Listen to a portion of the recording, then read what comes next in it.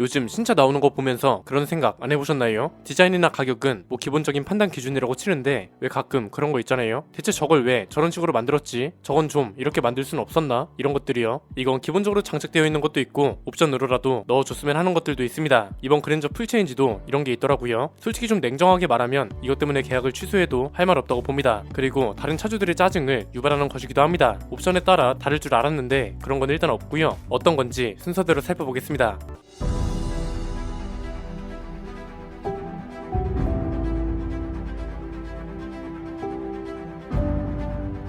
그랜저 외관이 호불호는 많은데 이건 아마 부정하지 못할 겁니다. 실물로 한번 보고 싶다는 생각이 드는 차라는 거죠. 보통 사진으로 호불호가 많으면 사람들은 다음 단계의 감정으로 넘어갑니다. 실제로 보면 괜찮다는 의견도 꽤 많이 나오다 보니까 실물을 봐야겠다는 생각으로 넘어가는 거죠. 저도 실물을 보면 생각보다 괜찮을 것 같다는 생각이 드는데 문제는 이겁니다. 방향 지시등인데요. 이게 범퍼로 내려갔잖아요. 저도 이게 너무 궁금해서 찾아봤는데 현대차그룹에서 이걸 왜 범퍼로 내렸는지 공식적으로 답변한 게 있더라고요. 그런데 이건 화가 좀 날만한 내용이라 뒤에서 자세히 다뤄보겠습니다.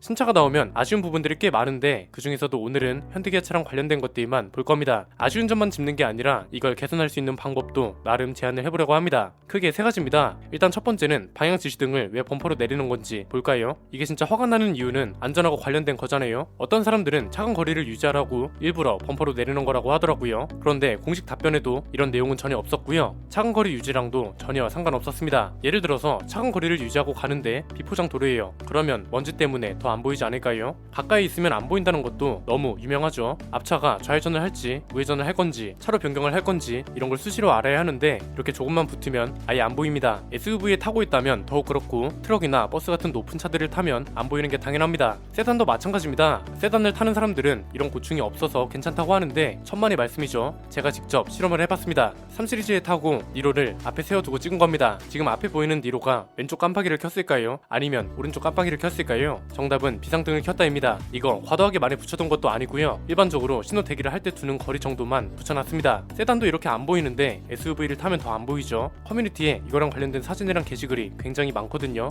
이 차주는 트레일블레이저를 타고 있는데 깜빡이가 안 보이죠. 어느 정도로 거리를 뒀냐면 이 정도입니다. 이 정도면 신호 대기할 때 저 차는 왜 앞으로 안 가? 이런 생각이 들 정도의 거리입니다. 이런 차가 한둘이 아닙니다. 니로, 구형 스포티지, 코나, K3, 산타페, GV70, 아이오닉5, 카니발, 그리고 이번에 나온 그랜저 풀체인지까지 대체 왜 이러는 걸까 싶습니다. 이게 위험한 이유가 일단 앞차가 어디로 갈 건지 예측하기가 어렵다는 게 있고요. 보복 운전 가능성도 있죠. 앞차는 아까부터 깜빡이를 켜고 끼어들기를 준비 중이었는데 나는 깜빡이를 켜지 않은 줄 알고 어떻게든 안 켜주려고 하다가 싸움이 붙는 상황도 있을 수 있죠. 지금까지 나온 추측들을 종합해 보면 뭔가요? 현대적으로 공식 입장이 국내에선 없었다 보니까 차주들 사이에서 나왔던 얘기는 범퍼 수리비를 더 받아 먹으려고 그런다는 게 대표적이고요. 미국은 방향 지시등 색깔이 다르잖아요. 어떤 색깔이 방향 지시등을 껴도 괜찮도록 아예 범퍼로 빼버린 거라는 추측도 있었습니다. 근데 뭔가 죄다 시원하지가 않잖아요. 그래서 해외 자료를 찾아봤거든요. 놀랍게도 해외에서도 비슷한 불만이 있었습니다. 왜 바보같이 방향 지시등을 범퍼로 내릴까? 이런 주제의 기사가 꽤 있더라고요. 이 매체들도 궁금해서 직접 자동차 제조사에 물어봤다고 합니다. 대표적으로 언급된 게 구형 스포티지랑 코나 그리고 볼트 EV였습니다. 그런데 좀 화가 나는 답변이 나왔습니다. 안전과 관련된 거잖아요. 그런데 두 브랜드 모두 디자인 때문에 범퍼로 내린 거라는 답변을 내놨다고 합니다.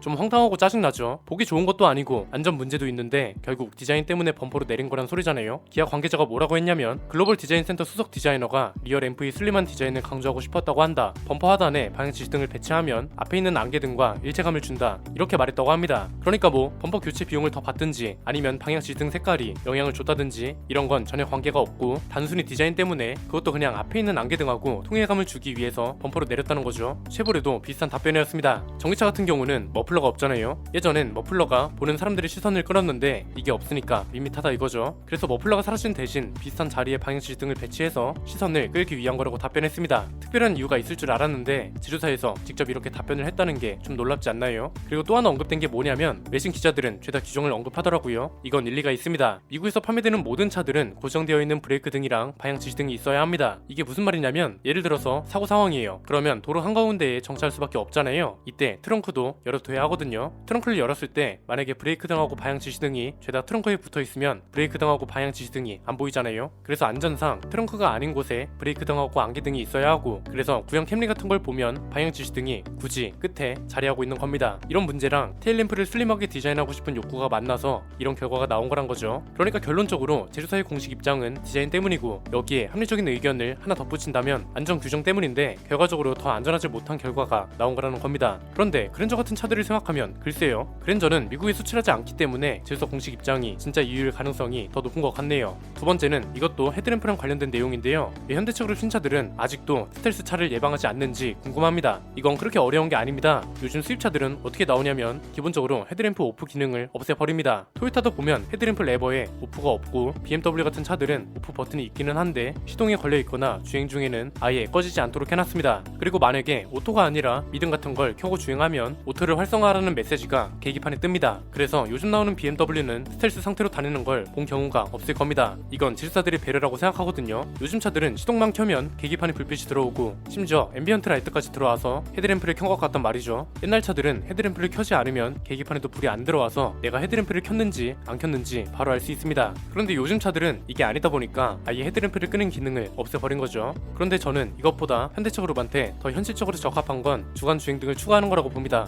요즘 차 타고 다니다 보면 낮에도 후미등을 켜고 다니는 차들 본 적 없으세요? BMW나 르노코리아 아니면 쌍용차 같은 차들을 보면 낮에도 후미등이 켜져 있거든요. 이건 차주가 헤드램프를 켜고 다니는 게 아니라 주간 주행등 기능이 후미등에도 있는 겁니다. 시동을 켜면 앞에 있는 주간 주행등이 켜지는 것처럼 후미등도 자동으로 켜지는 겁니다. 이렇게 되면 헤드램프를 꺼도 후미등이랑 주간 주행등은 무조건 켜져 있으니까 적어도 스텔스 차가 되진 않는 거죠. 이런 게 아직 현대차 그룹 신차에는 없다는 게 아쉽습니다. 후방 주간 주행등 추가가 우리한테 더 적합한 이유가, 우리나라는 타워 주차장이 많잖아요. 거울에 헤드램프가 너무 밝게 비치면 바퀴 위치가 안 보이거든요. 그래서 헤드램프를 꺼야 하는 경우도 있단 말이죠. 그래서 오프 기능을 없애는 것보다는 헤드램프를 꺼도 후미등이 꺼지지 않도록 후방 주간 주행등을 넣는 거죠. 충분히 현실적이고 LED 램프가 들어간 차들은 특히나 이걸 하지 않을 이유가 없기 때문에 후방 주간 주행등이라도 넣어주면 어떨까 싶고요. 세 번째는 터치식 버튼들, 이거 좀 줄여주면 안 되나 싶습니다. 이게 불과 5년 전까지만 해도 좀 새로워 보이기도 해서 보기도 좋고 안전하다는 말도 있었거든요. 그런데 요즘에는 센터페시아 버튼들도 죄다 디스플레이에 넣어버리고, 심지어 스티어링 휠 버튼도 터치식으로 만들어버린 차들이 워낙 많잖아요. 이런 차들이 많아지다 보니까 문제점이 드러나기 시작했습니다. 보니까 관련 실험 자료도 있더라고요. 11개 차종을 시속 110km로 주행하면서 라디오나 에어컨 온도 설정에 걸리는 시간이랑 거리를 측정했습니다. 결과적으로 가장 짧은 시간에 조작을 끝낸 건 볼보 V70이었습니다. 터치 패널을 하나도 탑재하지 않은 차입니다. 조작 완료까지 걸린 시간은 10초 이내, 주행한 거리는 306m였습니다. 반대로 가장 시간이 많이 걸린 차는 MG 마블 R이었습니다. 얘가 대형 터치 패널을 장착한 차거든요. 조작 시간이 무려 44.6초에 달했고요. 완료까지 주행한 거리는 1372m에 달했습니다. 차종이 좀 체감하기가 어려울 수도 있을 것 같아서 다른 실험도 찾아봤습니다. 스웨덴에서도 비슷한 실험을 했는데요. 물리적 버튼을 탑재한 볼보 C40은 열선 시트를 켜고 에어컨 온도를 올리고 라디오 주파수를 조정하는 데 걸린 시간이 13.7초였다고 합니다. 그런데 터치식 버튼을 탑재한 폭스바겐 ID3는 25.7초가 걸렸고요. 마찬가지로 터치식 버튼을 탑재한 BMW iX는 30.4초나 걸렸다고 합니다. 차종과 상관없이 터치식이 물리적 버튼보다 무조건 오래 걸린다는 거죠. 이 실험 결과를 통해서 알 수 있는 건 터치 패널을 조작하는 게 물리 버튼보다 훨씬 직관적이지 못하고 안전하지도 않다는 것이기도 합니다. 그만큼 긴 시간 동안 시선을 뺏긴다는 것을 보여주는 거죠. 자동차라는 게 참 아이러니한 물건입니다. 보통은 새롭고 혁신적인 게 무조건 좋다고 하는데, 자동차는 혁신적인 게 필요하면서도 오래된 것도 유지하는 것도 있어야 하는 기계 장치거든요. 지금 그래서 터치 패널로 넘어갔던 브랜드들이 다시 물리 버튼으로 돌아오고 있습니다. 대표적인 게 폭스바겐입니다. 앞으로 출시할 신차에 물리적 버튼을 다시 탑재하기로 했다고 합니다. 대표적인 게 스티어링 휠 버튼입니다. 폭스바겐 CEO가 직접 관련 내용을 언급했는데, 고객들이 원하는 것이기 때문에 다시 돌아가는 거고, 차를 더욱 간단하게 조작하는 방법을 새로 만들겠다고 했습니다. 현대차 그룹도 최근에 터치식 버튼을 늘리고 있거든요. 그런데 지금 이상으로 넘어가는 건 조금 리스크가 있습니다. 물리적 버튼을 남겨두면서도 터치식으로 할 것만 적절하게 빼둔 게 지금 딱 나오는 차들이라고 생각합니다. 그래서 더 이상 물리적 버튼을 터치식으로 바꾸는 작업을 하는 것보다는 남아있는 버튼들을 어떻게 더 직관적으로 만들 수 있을지 연구하는 게 소비자들 호응을 얻기 더 좋지 않을까 합니다. 이미 다른 브랜드들도 물리적 버튼으로 돌아가고 있는 추세고, 무엇보다 안전하고 관련된 거잖아요. 오늘 내용은 여기까지입니다. 내용이 유익하셨다면 구독과 좋아요, 알림 설정 부탁드립니다. 저는 김승현 안PD의 스포일러 안PD였습니다. 감사합니다.